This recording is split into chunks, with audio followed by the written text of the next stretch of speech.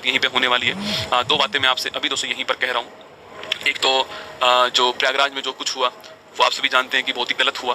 मतलब बच्चों की मांग के साथ में अगर वहाँ के टीचर जो हैं, जब जिस शहर में कोई कैंडल मार्च हो रहा है तो वहाँ पे स्टूडेंट ही सोचते हैं कि भाई यहाँ के जो टीचर्स हैं वो उनके साथ में आएंगे तो उनको पल मिलेगा, क्योंकि वहाँ पर वो टीचर्स ही उनके पेरेंट्स के तौर पर होते हैं। तो इसे यहाँ पर भी जब कभी ऐसा होता है तो फिर हम भी वहाँ पे जाते हैं साथ में।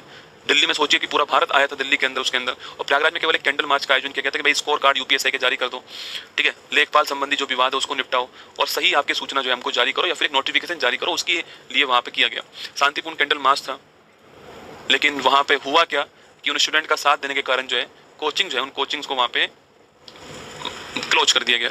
जब समस्या मान लेते हैं कि वहाँ पे उन कोचिंग की बिल्डिंग में कोई समस्या थी तो वो तो 2 साल 3 साल से चल ही रही होगी। ऐसा थोड़ी है कि एकदम से समस्या आ गई होगी। अगर आपको ये काम करना ही था, मान लेते हैं कि उन वहाँ की जो बिल्डिंग्स उनमें कोई समस्या थी, ठीक है, तो आप ये काम करते कि 10 दिन पहले कर देते सील, या 2 महीने बाद आप सील कर लेते वहाँ पर।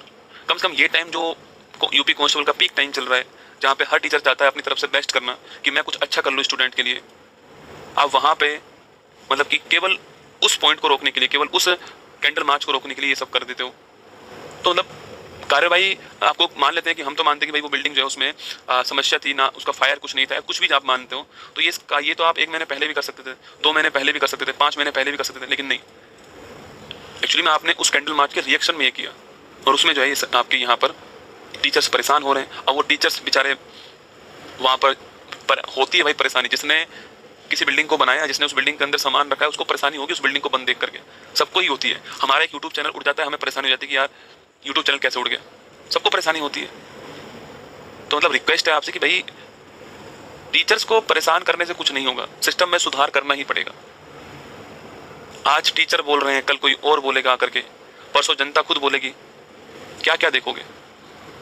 मतलब स्टूडेंट को चुप करने से काम हो जाएगा या फिर दोस्तों सीबीएसई में सुधार करना पड़ेगा। स्टूडेंट को चुप करने से काम हो जाएगा या एनटीए में सुधार करना पड़ेगा। स्टूडेंट को चुप करने से काम हो जाएगा या फिर अपने सिस्टम में सुधार करना पड़ेगा। सिस्टम में ही सुधार करना पड़ेगा, अंत में सिस्टम में ही सुधार आपको करना पड़ेगा। और मुझे एक बात समझ में नहीं आ रही कि जो मीडिया है, ये मीडिया वही दिखाएगी जिसमें टीआरपी होगी, उसके अलावा कुछ नहीं दिखाएगी। जिस मुद्दे में टीआरपी दिखाई देगी उसी को ये मीडिया दिखा देगी। पर कोचिंग के खिलाफ आंदोलन स्टार्ट करने से अच्छा है सिस्टम को सही करने के लिए आवाज़ उठाई जाए। अगर सब लोग सिस्टम को सही करने की आवाज़ उठाएंगे तो निश्चित तौर पे सिस्टम को चेंज होना पड़ेगा। किसी के चेयरमैन को बदलने से काम नहीं चलेगा, सिस्टम में चेंज करना पड़ेगा, सिस्टम में बदलाव करना पड़ेगा।